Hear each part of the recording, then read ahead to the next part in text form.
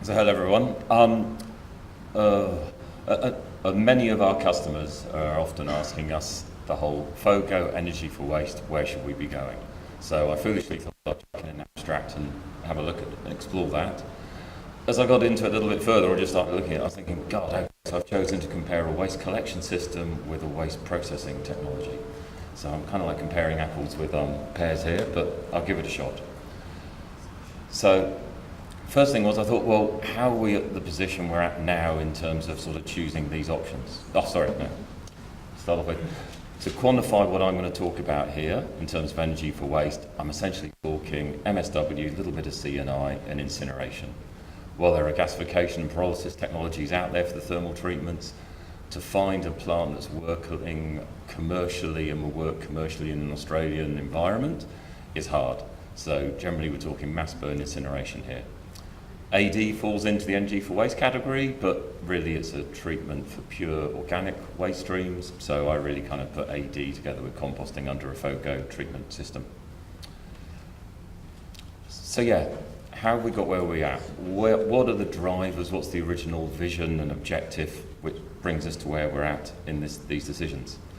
For decades we've been dealing with a hierarchy, nice and straightforward. We've got the steps of trying to work our way up through moving away from disposal. Within the last few years, an increasing focus, we're looking at the circular economy. That's the thing now. It's being embraced in a number of the strategies in the States, and that's where we're looking at. So if we think about FOGO versus incineration, energy for waste, we're one step up the hierarchy. Great, we've made those gains there. But there's no escaping, incineration is leakage. So within the circular economy, that's not circular, we're just talking linear. But it does what it says on the tin, it incinerates your waste and it keeps it out of landfill.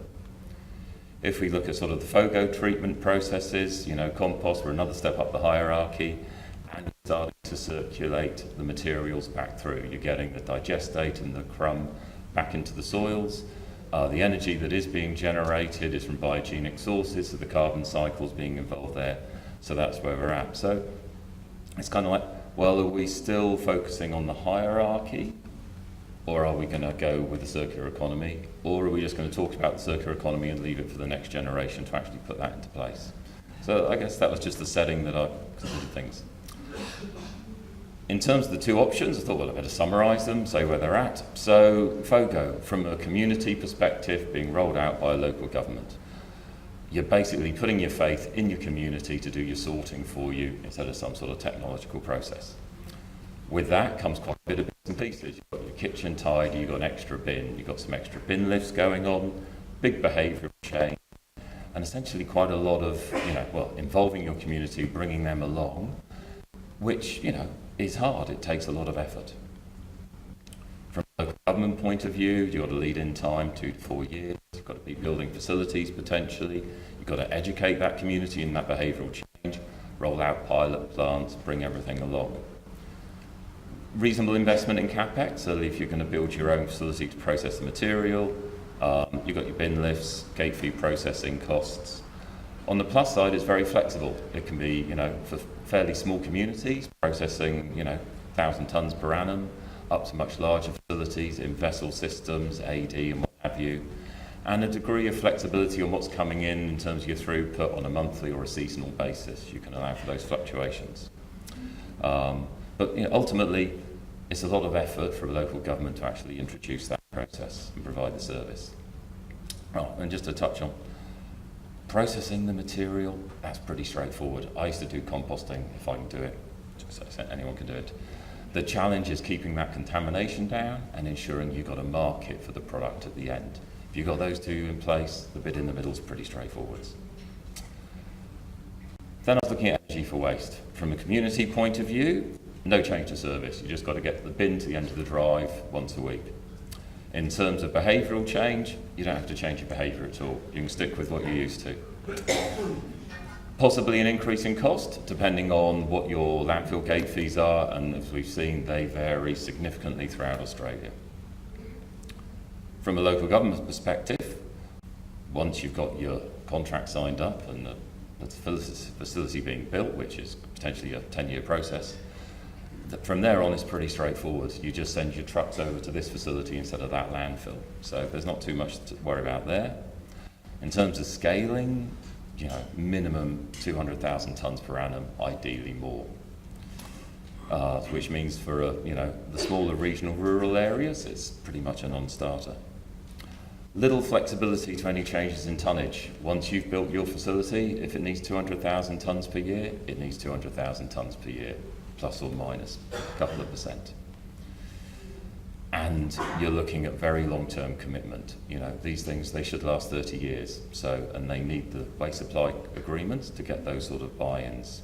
So there's not so much flexibility there, which introduces a significant risk if policy changes over the life of that facility.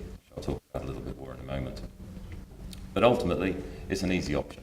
Very little change for your community, not too much change for local government, but it does require long-term commitment.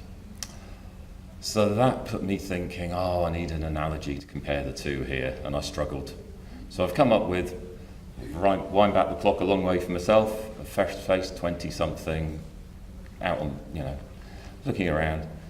You find someone you want to share your life with. Well, initially, you're going steady, maybe move in together, but if things go wrong, it's not too bad, but you may never get half your CD collection back again. So that's FOGO. Energy for waste. Well, I guess it's a bit more like getting married.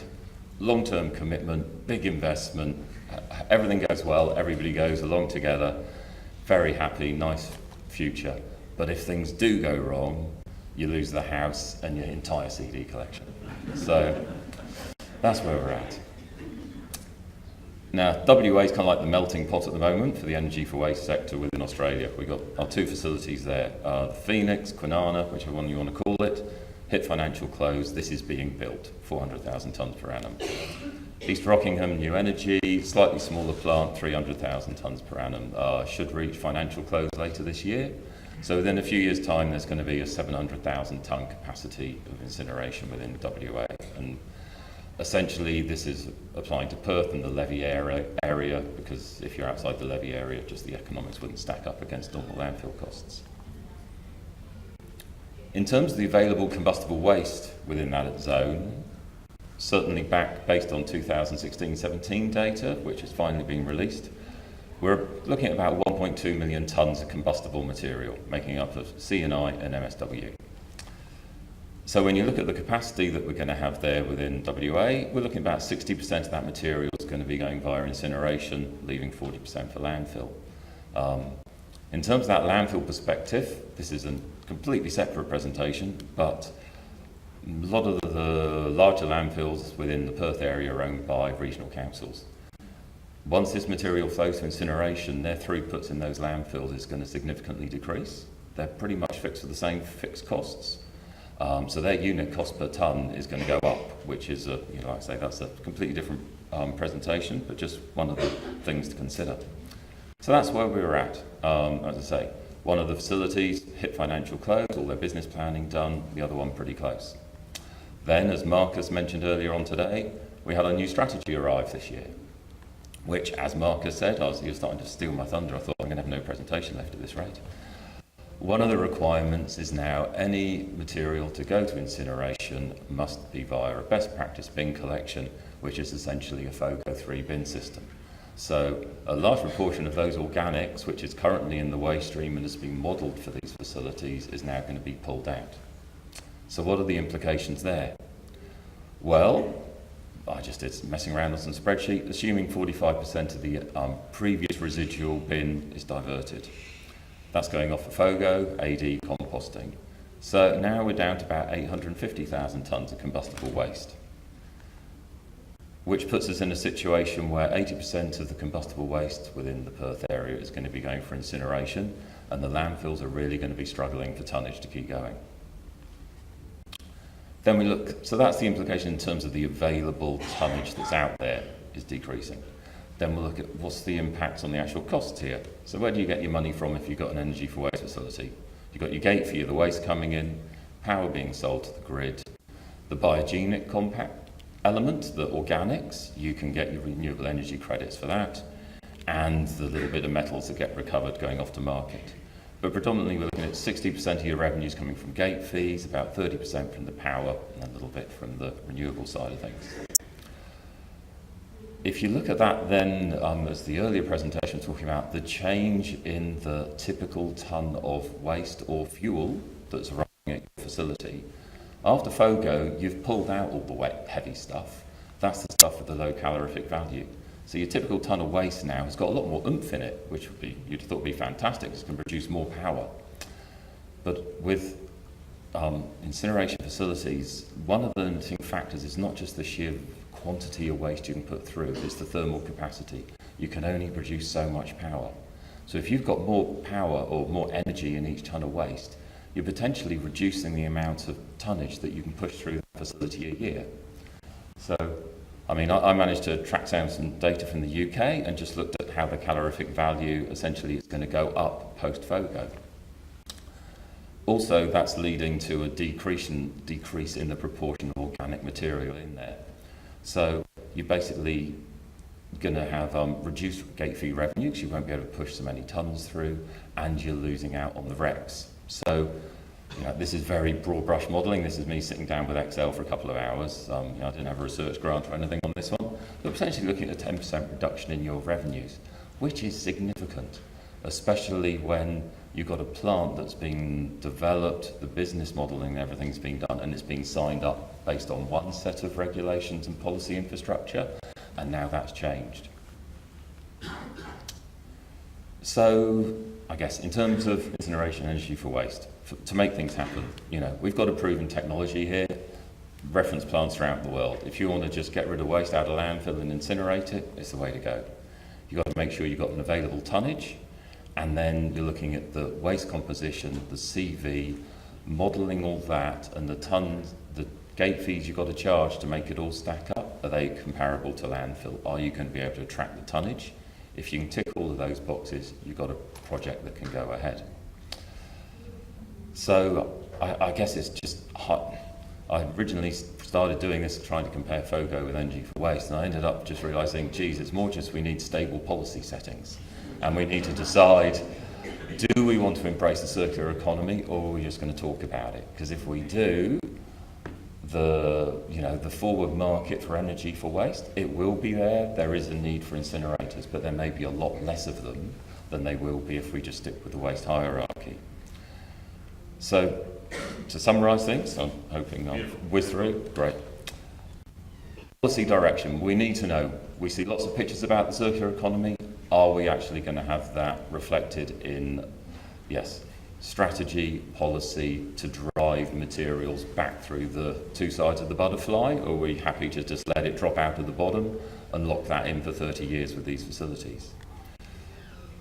If we set the right policy settings and put the right instruction to industry, industry will provide the solutions to that environment. You know, it's a case of in WA we've ended up with 2 incinerators due to the market and the policy settings that we had there. If those change, different solutions will be provided, and we need to get those reflected. So finally, I was like, oh, geez, I better think about the first question that I posed. Energy for waste versus FOGO. You know, it's kind of like going, oh, what car shall I buy? Or maybe I'll catch the bus. They're not really comparable things.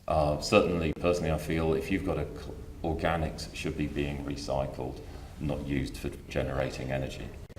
But I guess the one clear thing that's come out from looking at this and considering all the options, if the policy changes after you've agreed the project, there's only going to be one potential outcome in the future. So, thank you very much for your time.